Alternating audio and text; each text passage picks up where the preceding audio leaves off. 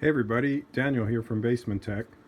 So much fun has been had in the basement makerspace lately I can hardly stand it. So let me catch you up. Okay, wow, so much fun. Let's see where to start. Let's rewind to a few weeks ago. So I'm having a chat with my buddy Zach. You've seen some of the CNC Router videos. So that machine's up and running. That's pretty cool.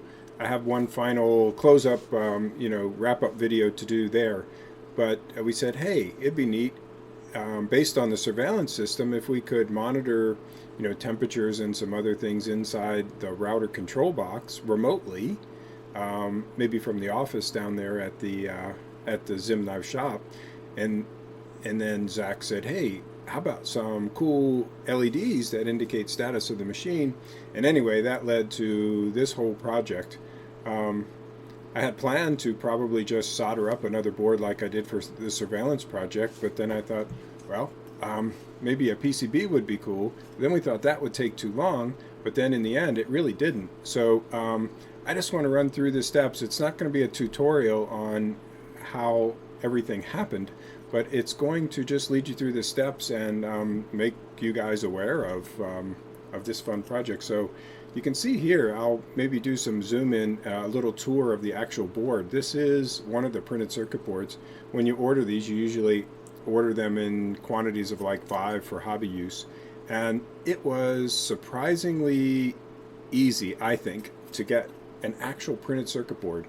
I'll give you the flash forward. The purpose of this printed circuit board is to consolidate various Adafruit modules into what we need for the to monitor the CNC router, but by either populating or not populating certain slots, you can use it for any monitoring project.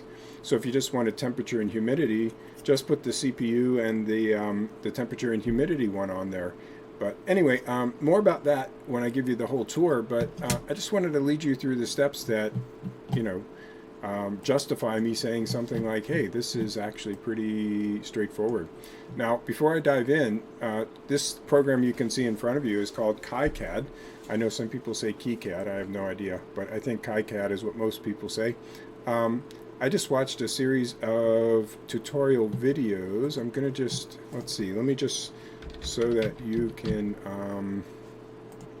get an idea of which series I found useful. This guy right here, if you can kind of see it, it was a little straightforward. I think it was sponsored by DigiKey, but it was a very straightforward presentation of how to use KiCad in like 10 parts. And that's what I followed, those steps. Learned a few extra things myself, but followed that that set of tutorials, and it made it pretty straightforward.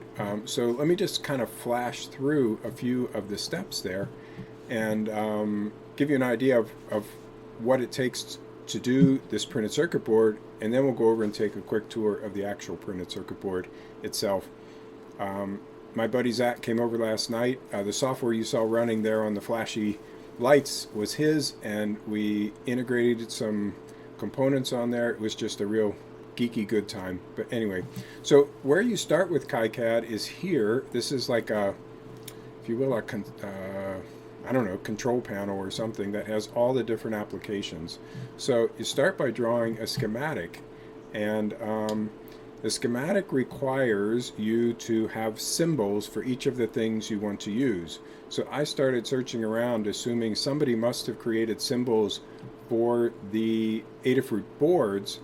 I did get a little confused and decided it was easier to just see if I could draw my own symbols, because these are really simple.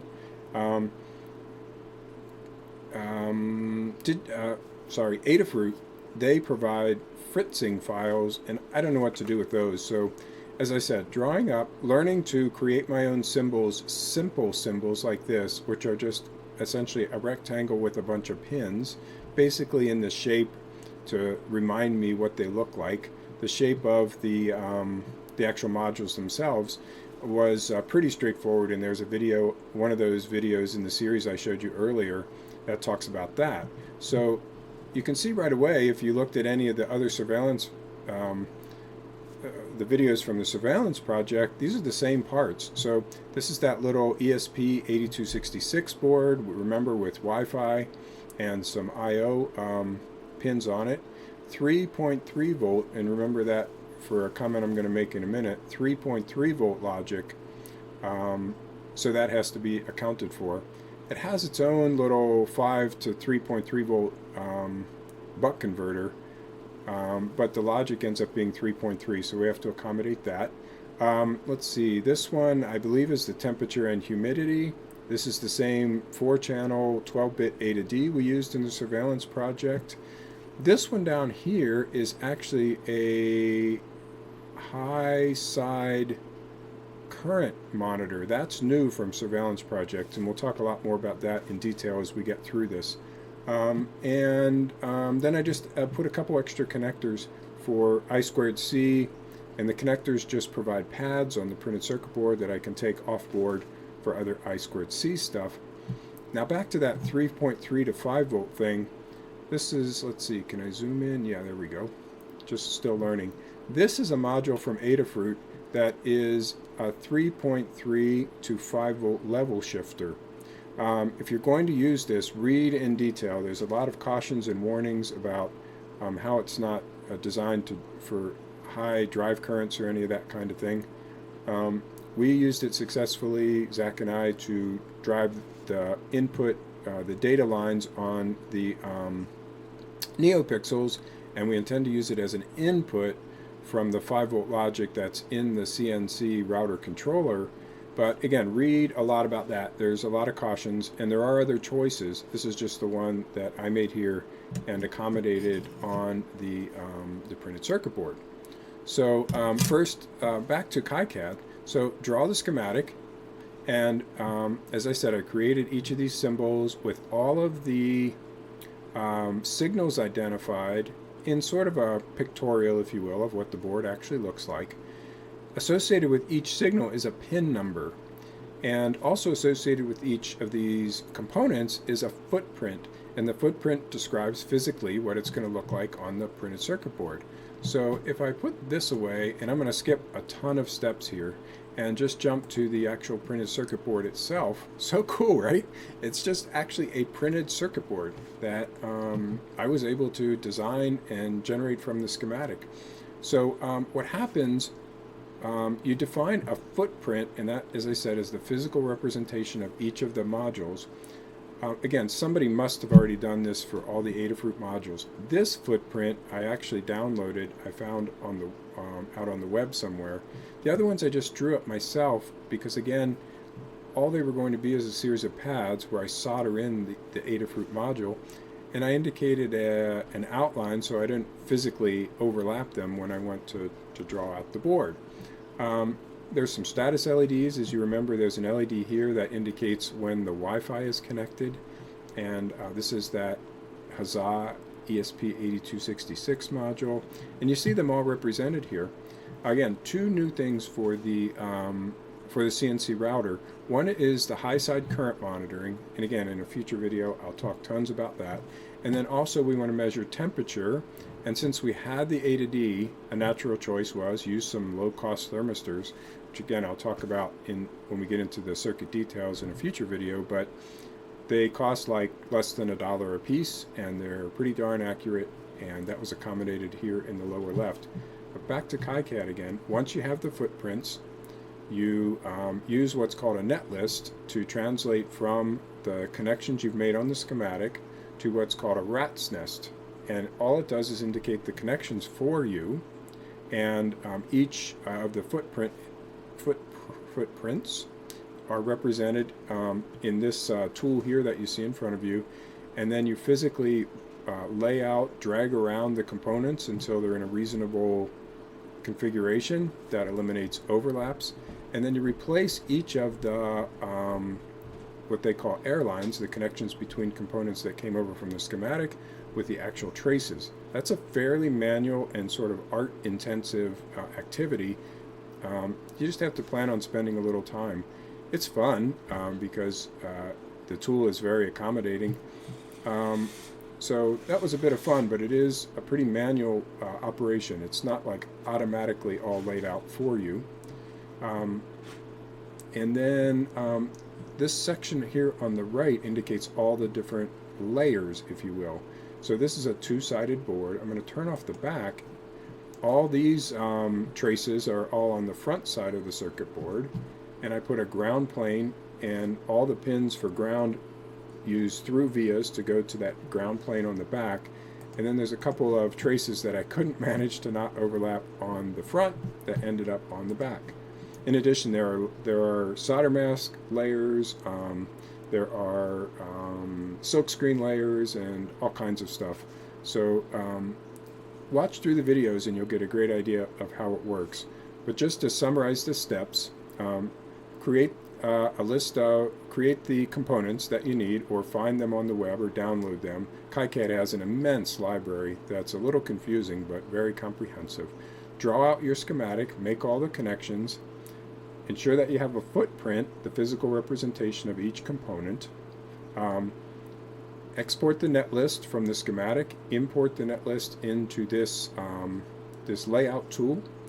You'll get a rat's nest, which is just all the components piled on top of each other with lines that represent the connections. You drag them into the physical locations where it makes sense. You replace the rat's nest airlines with all of the traces you want, and then you simply export what are called Gerber files. You take those Gerbers and you send them to the PCB house of your choice. I'm going to admit I used one in China just to try it out. It's called PCB GoGo, and it worked out. I was amazed at the supply chain efficiency. I uploaded my Gerbers at 8 p.m. on Monday. By Tuesday morning, I could see in their little status tool my boards were done, and they were on my doorstep by Friday. They cost about, let's see, I believe it was $49 for 5 boards. So $10 a piece. It's a little pricey for hobby and low quantity use, but imagine how much time I save not running each and every little wire. And I know I'm going to do this again, so now I have 5 boards. I can do it again without having to go through that labor as well. So this was a blast, to be honest, laying this out and then having these show up on my doorstep. I am going to try the US supplier called Oshpark next. They're famous for purple boards, but I'm just getting into this and want to kind of sense, you know, supply chain reliability and timing. So fun and games. It was just a blast. And you know, in the future I can produce as many of these as I want. Having had the first one and brought it up, functionally it was fine. There's a few physical things I might want to change. So I would highly encourage you to give this a try if you're pretty good with tools and things. It's pretty darn straightforward, and there's lots of tutorials that are pretty good. This video is getting a little long, I know, but I just want to give you a quick tour of what the fun that Zach and I had last night, and then lots more to come on how we integrate this into the CNC router and use it to indicate status. Sorry, plenty to talk about, but the other thing here, because the components are common with the surveillance project, we get all of that remote stuff that the surveillance project provided for free. So remember, the little surveillance remote board sent all the data via MQTT over to a Mosquito data broker on a Raspberry Pi, and the little Huzzah module has Wi-Fi, so we get Wi-Fi functionality. We use the National Institutes of Standards and Technology time base that the board sees because it can see the internet. That was awesome. We get that for free. And we can then on the Pi do a Node-RED project that shows the status of the CNC router right next to the status of the environment in the zimKnives shop in general. So this is how you just build good platforms and keep building the functionality, and it saves time, but it allows you to focus on the fun instead of all the tedium of soldering little wires. So, sorry, keep talking, but a quick tour of the board, and then I'll end the video. All right, it's going to be hard for me to conceal my excitement as I talk through this this little board. You can see it's a collection of Adafruit modules, as I said earlier, and just exactly like what I showed in the KiCad tool.